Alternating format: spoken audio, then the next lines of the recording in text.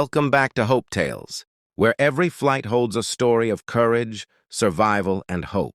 The morning sun rose gently over the endless fields, brushing the tall corn stalks with a golden glow. For most people, it was an ordinary countryside landscape, quiet, peaceful, untouched. But for Aisha Khan, this was her runway. Long before she ever dreamed of flying military-grade aircraft, she flew low and slow above these cornfields, mastering the skies in old crop-dusting planes that rattled, coughed, and occasionally protested against her daring maneuvers. She wasn't a commercial pilot. She wasn't military. She was a cornfield pilot, a flyer known only to local farmers and small aviation clubs. Yet, she carried a call sign given to her by old instructors who saw something fierce, something precise, something relentless in her flying. Viper. While others dismissed small aircraft pilots as hobbyists, Aisha approached every flight with discipline and intensity. She trained herself like she belonged in combat jets, even though her aircraft were simple machines, with barely enough power to climb above the tree line. Every turn, every dive, every tight maneuver between telephone lines sharpened her instincts in ways no simulator could. She flew like the sky belonged to her alone. But on that particular morning, the sky felt different. Aisha prepared her single engine, crop plane with the same routine she followed daily, inspecting the wings, checking the propeller, tapping the fuel gauge, ensuring nothing was overlooked. Yet a strange chill ran through her, one she couldn't explain. A soft breeze brushed the cornfields in slow waves, as if the land itself sensed what was coming. She lifted off smoothly, rising above the golden sea of crops as sunlight cracked open across the horizon. The world below shrank into neat geometric rows, and the gentle humming of her engine became the only sound for miles. She felt at home, suspended between land and sky, where life made sense. But as she reached her usual altitude and began her first sweep across the field, she sensed something was wrong with the air itself. It felt heavier, disturbed, as if the sky was carrying hidden turbulence despite the calm weather. A faint vibration buzzed through her control column, barely noticeable at first, almost easy to ignore. But pilots like her never ignored instincts. The vibration deepened, shifting from subtle to sharp. Her gauges flickered for a moment, then steadied. She checked her engine temperature, fuel, pressure, all standard. Yet the aircraft felt sluggish, slightly unresponsive, as though something unseen tugged against its wings. She tried adjusting altitude, but the plane began drifting slightly left despite her correction. A cold realization crept over her. The wind wasn't the cause. Something mechanical lurked beneath the surface, waiting. But this wasn't the true danger. The real danger was what she saw when she looked up. Far on the horizon, glinting faintly in the morning light, two triangular shadows appeared. They were moving fast, too fast to be civilian aircraft, too steady to be helicopters. They cut through the sky with surgical precision, slicing toward her position. Aisha narrowed her focus. Even from a distance, their silhouettes were unmistakable. Sleek, predatory, silent. F-35 Lightning II jets. But what were they doing here?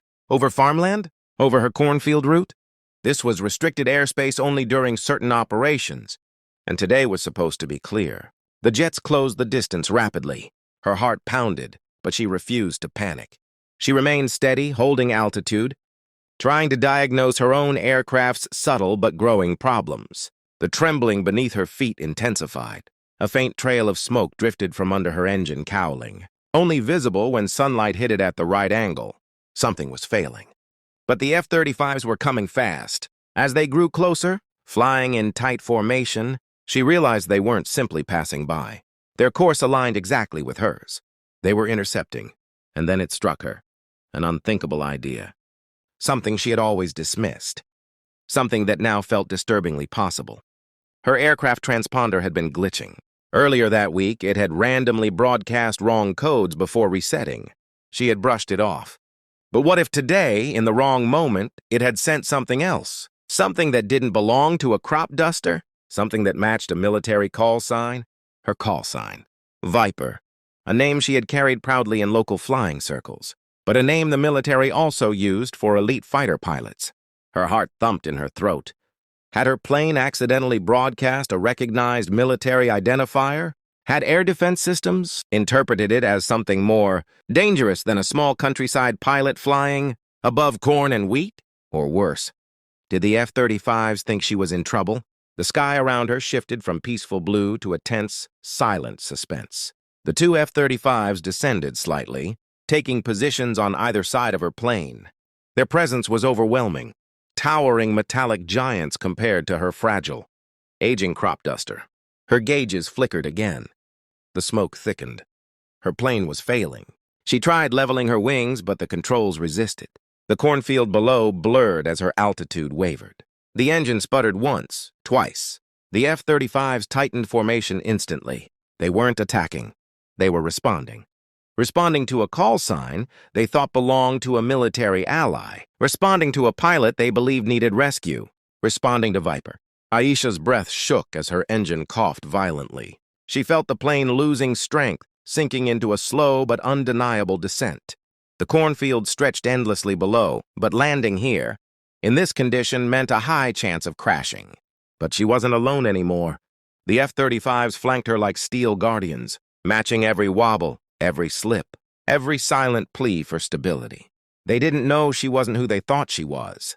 They only knew that Viper had signaled trouble. And they were here to answer. Above a quiet cornfield in the growing morning light, the small crop plane trembled, and the fighters held their formation tighter, preparing for whatever came next.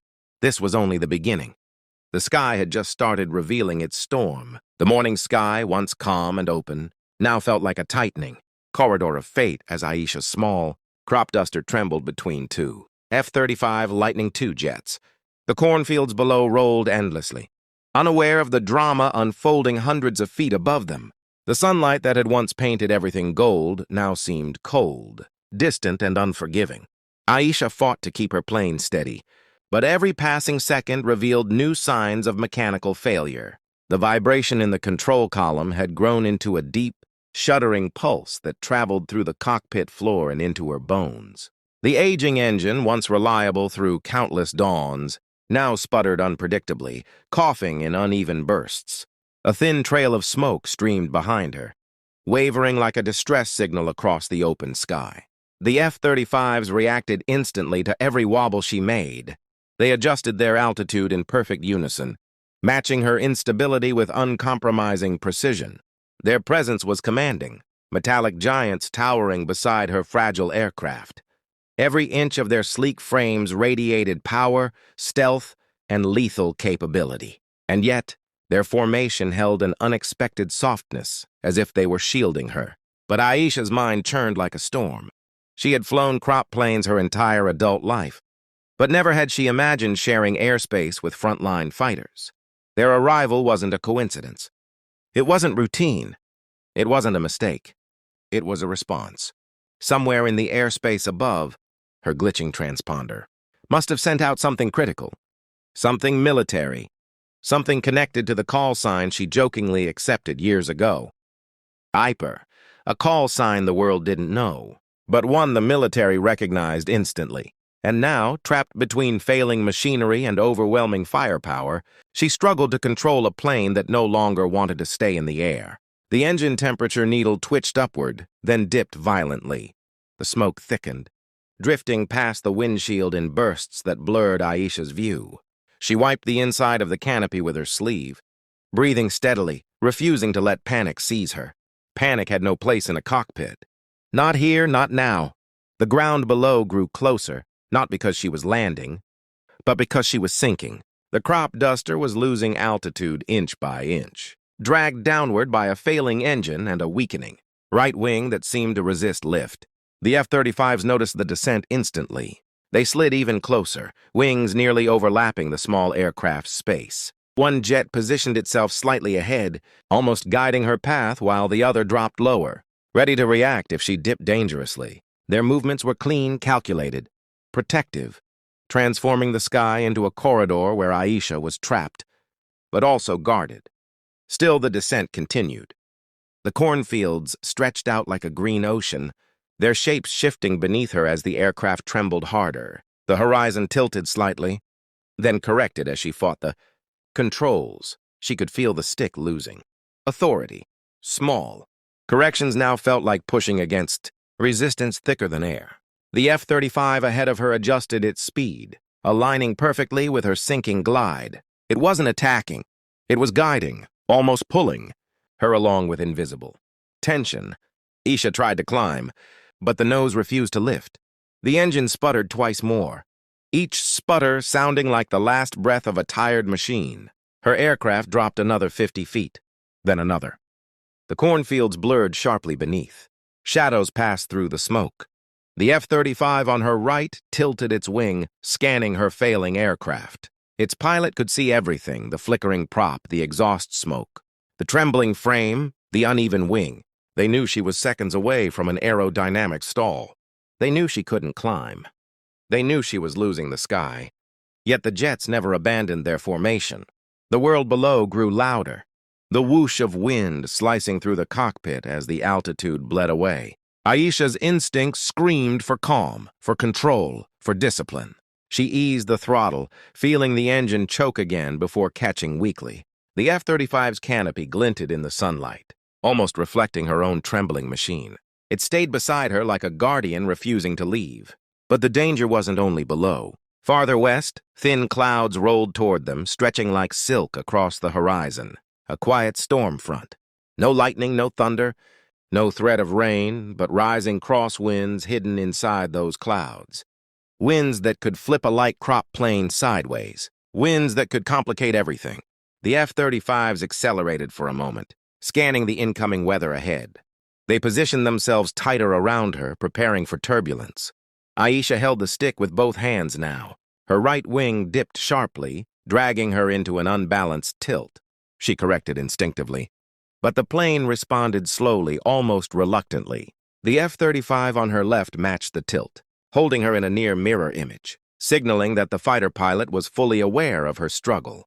For a moment, the sky felt painfully still. Then the wind hit. A sudden push slammed into the crop duster's side, shoving it toward the right. Aisha fought the controls hard, pulling the aircraft back from a roll that could have ended the flight instantly. Her plane bucked and kicked against the sky like a wild animal trying to break free. The F-35s reacted even faster. Both fighters shifted positions within seconds, creating a buffer of airflow around her.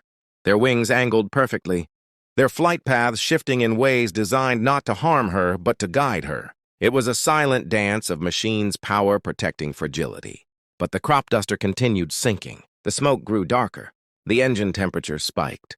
The right wing shivered violently under aerodynamic pressure. Even if she wanted to climb, the aircraft no longer had the strength. Yet the F-35 stayed. They slowed. They lowered. They held formation at an altitude no military fighter ever wanted to be at for long. They refused to leave her side. Because in their systems, in their radios, in their tactical computers, Viper was in trouble. Aisha felt the aircraft dropping into the low-altitude band, where maneuvering became tighter, faster, more dangerous. Trees rose ahead like jagged green teeth. Power lines cut across the fields in thin silver arcs. One wrong move could end everything. The F-35 pilots saw it too. They dropped lower, matching her descent foot by foot. The Cornfield pilot was running out of sky, running out of power, running out of chances. And the F-35s, unaware of her true identity, were preparing to do something they had never done before. Guide a failing crop plane to survival. The sky tightened. The fields rose. The engine choked one final time. This was no longer a routine escort. This was a race against gravity. The two F-35s now held formation around her tiny crop duster, their presence turning the quiet farmland sky into a restricted military zone. On the ground, farmers paused their work, pointing upward in shock, as three aircraft carved sharp, trails across the horizon, two of them worth billions, the third barely holding together with patches and rust. But inside those jets, something far more serious was happening. The encrypted radio network of the Air Force was now lit with urgent traffic. The moment her old radio flashed, call sign detected VIPER. An automatic system had forwarded the identification to multiple defense nodes. What they saw was impossible. A call sign that had been sealed 5 years ago, locked behind classified files, linked to an incident erased from public memory. And yet, here it was again, active, alive, flying. The F-35 pilots didn't know her identity. They only knew one thing. Whoever Viper was had once been important enough for the Air Force to hide everything about her. Down below, the old crop duster shook in the turbulence of the fighter jet's wake. The fields blurred into green and gold streaks as she fought to keep her aircraft steady. Each passing second added stress to the airframe. Bolts loosening, a wing vibrating, fuel sloshing dangerously in the tank. Still, she did not descend. She stayed level, climbing slightly, almost guiding the fighters. Far away, in a remote defense facility, analysts stared at radar data and old files. A locked profile had been force-opened by the system. For the first time in years, a set of sealed documents appeared on screens. Project Viper, status discontinued. Pilot redacted. Reason, incident classified. The documents ended abruptly, but one analyst noticed something strange. One small file remained unsealed, mislabeled, never deleted. It contained only a single entry. If she ever returns to flight, follow protocol. Do not intercept. She knows something we don't. Meanwhile, back in the sky, her crop duster banked slightly left, smooth, controlled, confident. It wasn't an accident. The F-35s followed, unsure whether they were escorting her or being taken somewhere. The lead fighter's sensors detected something ahead, a disturbance, a heat signature, something hidden in the clouds, large, metallic, hovering too still to be civilian. Both jets tightened formation. Her old plane continued steadily toward the anomaly, like she had known the location long before. The tension rose. The sky darkened. Even the wind seemed to fall silent.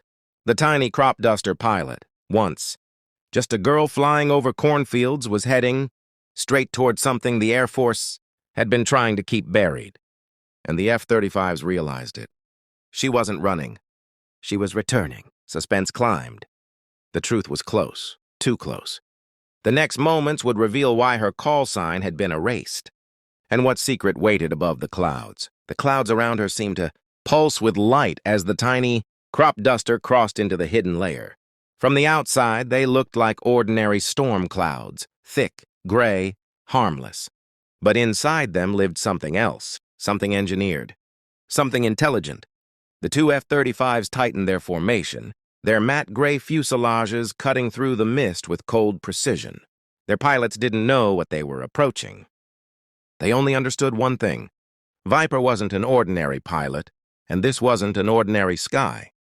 A rumble vibrated through the air, not from thunder, but from metal shifting.